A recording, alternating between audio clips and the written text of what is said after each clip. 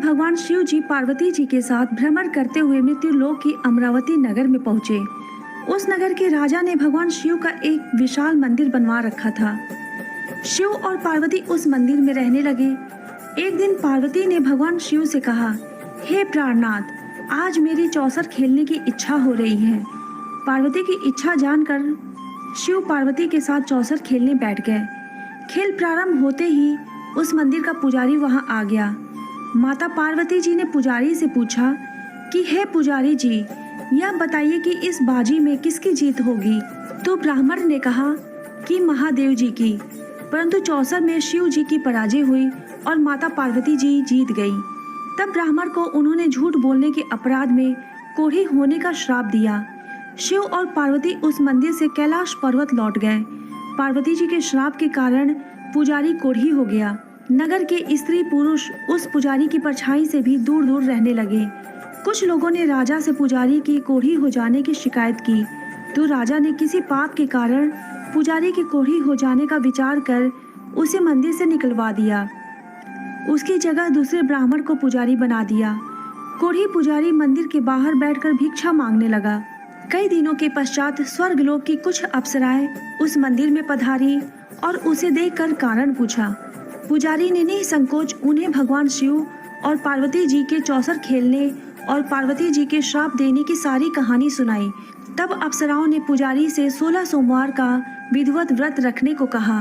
पुजारी द्वारा पूजन विधि पूछने पर अप्सराओं ने कहा, सोमवार के दिन सूर्योदय से पहले उठकर स्नान आदि से निवृत्त होकर स्वच्छ वस्त्र पहनकर आधा सेर गेहूं का आटा लेकर उसके 3 अंग बनाना, फिर घी का दीपक जलाकर गुड़, नैवेद्य, बेलपत्र, चंदन, अक्षत, फूल, जनेऊ का जोड़ लेकर प्रदोष काल में भगवान शिव की पूजा अर्चना करना। पूजा के बाद 3 अंगों में एक अंग भगवान शिव को अर्पण करके एक आप ग्रहण करें। शेष 2 अंगों को भगवान का प्रसाद मानकर वहां उपस्थित स्त्री, पुरुषों और बच्चों को बांट देना। इस तरह व्रत करते हुए जब 16 सोमवार बीत जाए तो 17वें सोमवार को 1 पाव आटे की बाटी बनाकर उसमें घी और गुड़ मिलाकर चूरमा बनाना। फिर भगवान शिव को भोग लगाकर वहां उपस्थित स्त्री, पुरुष और बच्चों को प्रसाद बांट देना। इस तरह 16 सोमवार व्रत करने और व्रत कथा सुनने से भगवान शिव तुम्हारे कोढ़ को नष्ट करके तुम्हारी सभी मनोकामनाएं पूरी कर देंगे। इतना कहकर अप्सराएं स्वर्गलोक को चली गईं। पुजारी ने अप्सराओं के कथनानुसार 16 सोमवार का विधिवत व्रत किया। फल स्वरूप भगवान शिव की अनुकंपा से उसका कोढ़ नष्ट हो गया। राजा ने उसे फिर मंदिर का पुजारी बना दिया। वह मंदिर में भगवान शिव की पूजा करता आनंद से जीवन व्यतीत करने लगा। कुछ दिनों बाद पुनः पृथ्वी का भ्रमण करते हुए भगवान शिव और पार्वती उस मंदिर में पधारे। स्वस्थ पुजारी को देखकर पार्वती ने आश्चर्य से उसके रोग मुक्त होने का कारण पूछा, तो पुजारी ने उन्हें 16 सोमवार व्रत करने की सारी कथा सुनाई। पार्वती जी भी व्रत की बात सुनकर बहुत प्रसन्न हुई और उन्होंने पुजारी से इसकी विधि पूछकर स्वयं 16 सोमवार का व्रत प्रारंभ किया।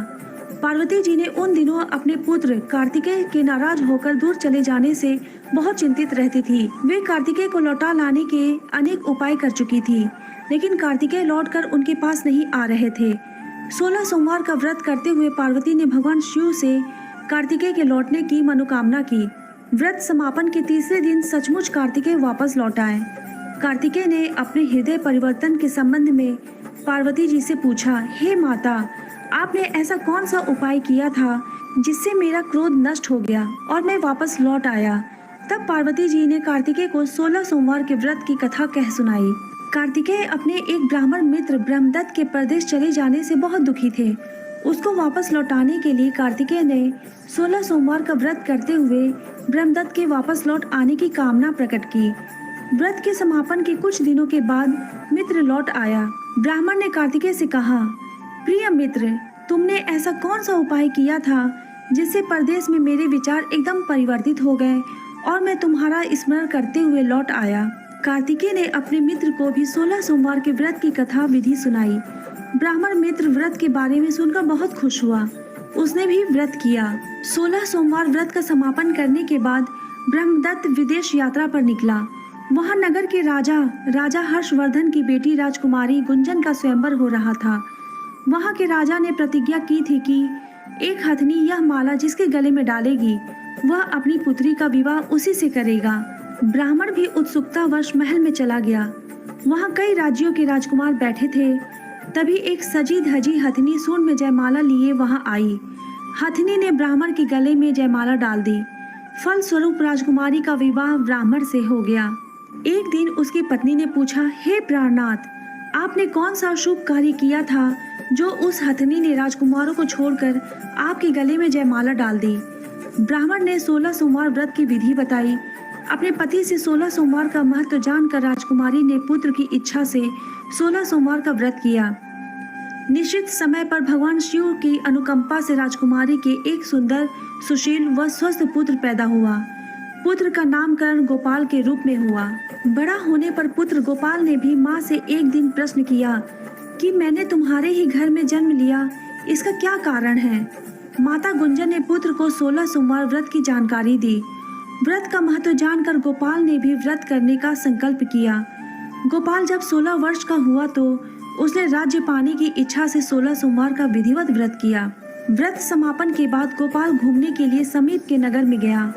वहाँ के वृद्ध राजा ने गोपाल को पसंद किया और बहुत धूमधाम से अपनी पुत्री राजकुमारी मंगला का विवाह गोपाल के साथ कर दिया। 16 सोमवार के व्रत करने से गोपाल महल में पहुंचकर आनंद से रहने लगा। 2 वर्ष बाद वृद्ध राजा का निधन हो गया तो गोपाल को उस नगर का राजा बना दिया गया। इस तरह 16 सोमवार व्रत करने से गोपाल के राज्य पाने की इच्छा पूर्ण हो गई। राजा बनने के बाद भी वह विधिवत 16 सोमवार का व्रत करता रहा।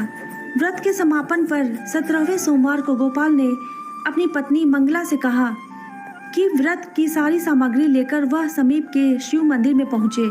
पति की आज्ञा का उल्लंघन करके सेवकों द्वारा पूजा की सामग्री मंदिर में भेज दी। स्वयं मंदिर नहीं गई।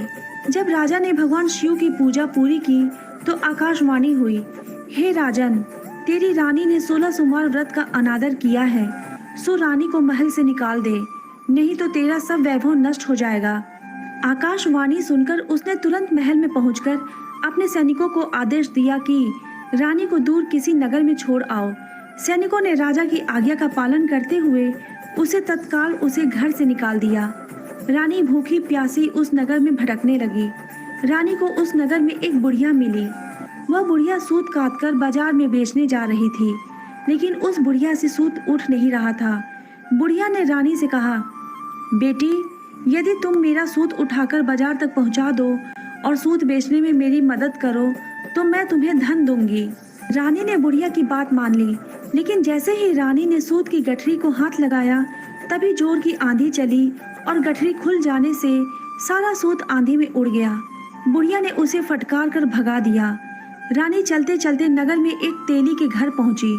उस तेली ने तरस खाकर रानी को घर में रहने के लिए कह दिया, लेकिन तभी भगवान शिव के प्रकोप से तेली के तेल से भरे मटके एक एक करके फूटने लगे। तेली ने भी भगा दिया।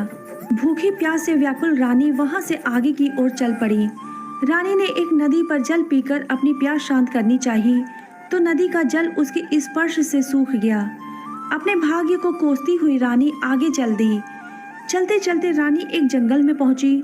उस जंगल में एक तालाब था, उसमें निर्मल जल भरा हुआ था। निर्मल जल देखकर रानी की प्यास तेज हो गई। जल पीने के लिए रानी ने तालाब की सीढ़ियां उतरकर जैसे ही जल को स्पर्श किया तभी उस जल में असंख्य कीड़े उत्पन्न हो गए। रानी ने दुखी होकर उस गंदे जल को पीकर अपनी प्यास शांत की। रानी ने एक पेड़ की छाया में बैठकर कुछ देर आराम करना चाहा तो उस पेड़ के पत्ते पल भर में सूखकर बिखर गए। रानी दूसरे पेड़ के नीचे जाकर बैठी। जिस पेड़ के नीचे बैठती वही सूख जाता। वन और सरोवर की यह दशा देखकर वहाँ के ग्वाले बहुत हैरान हुए। ग्वाले रानी को समीप के मंदिर में पुजारी जी के पास ले गए। रानी के चेहरे को देखकर ही पुजारी जान गए कि रानी अवश्य किसी बड़े घर की है, भाग्य के कारण दर दर भटक रही है। पुजारी ने रानी से कहा, पुत्री, तुम कोई चिंता नहीं करो, मेरे साथ इस मंदिर में रहो, कुछ ही दिनों में सब ठीक हो जाएगा। पुजारी की बातों से रानी को बहुत सांत्वना मिली। रानी उस मंदिर में रहने लगी। रानी भोजन बनाती तो सब्जी जल जाती, आटे में कीड़े पड़ जाते, जल से बदबू आने लगती। पुजारी भी रानी के दुर्भाग्य से बहुत चिंतित होते हुए बोले, हे पुत्री, अवश्य ही तुझसे कोई अनुचित काम हुआ है।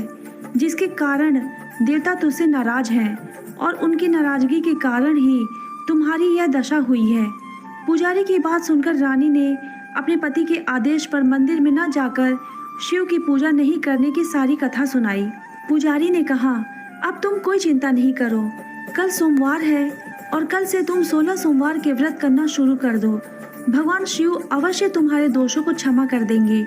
पुजारी की बात मानकर रानी ने 16 सोमवार के व्रत प्रारंभ कर दिए। रानी सोमवार का व्रत करके शिव की विधिवत पूजा अर्चना की तथा व्रत कथा सुनने लगी। जब रानी ने 17वें सोमवार को विधिवत व्रत का समापन किया तो उधर उसके पति राजा के मन में रानी की याद आई। राजा ने तुरंत अपने सैनिकों को रानी को ढूंढ कर लाने के लिए भेजा। रानी को ढूंढते हुए सैनिक मंदिर में पहुंचे और रानी से लौटकर चलने के लिए कहा। पुजारी ने सैनिकों से मना कर दिया और सैनिक निराश होकर लौट गए। उन्होंने लौटकर राजा को सारी बात बताई।